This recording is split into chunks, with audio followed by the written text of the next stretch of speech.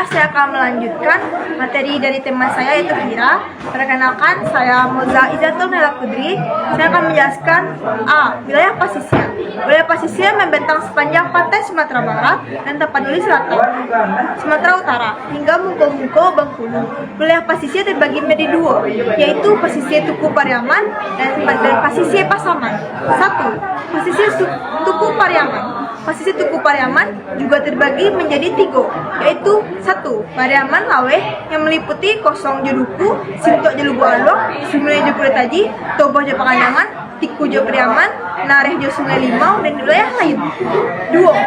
Padang Salapan, suku meliputi Lubak Kilangan, Nanduo Puluh, Pauah Limo, Pauah 9, Sungai Sapiah, Lubuk Menturun, Koto Tengah, dan Lubuk Buayo. 3. Tanah pasisir meliputi Silawi Jo Luna, Indropuro Jo Ayi Haji, Gunung Sari Jo Sungai Tunu, Lubuk Balai Salasa, dan wilayah lain. 2. Pasisir Pasaman meliputi Sasak Jo Kinang, Parui Jo Batu Koto Baru, Padang Tujuh Jo Awa Kunyang, Lubuk Kudiang Jo Aye Gadang, Pari Jo Aye Tagi, Santan Muaro Kinawi, Sungai Awa Jo Ujung Gadorong, Binaga Jo Bajai, dan wilayah lainnya. B. Provinsi Sumatera Barat sebagai wilayah administratif. Wilayah Minangkabau yang disebut Tambo itu secara administratif berada di Provinsi Sumatera Barat. Hari jadi Provinsi Sumatera Barat diperingati setiap tanggal 1 Oktober yang merajuk pada dibentuknya Karesidenan Sumatera Barat yang dilakukan bersamaan dengan pengambilan alih pemerintahan dari penjajahan Jepang tanggal 1 Oktober 1945.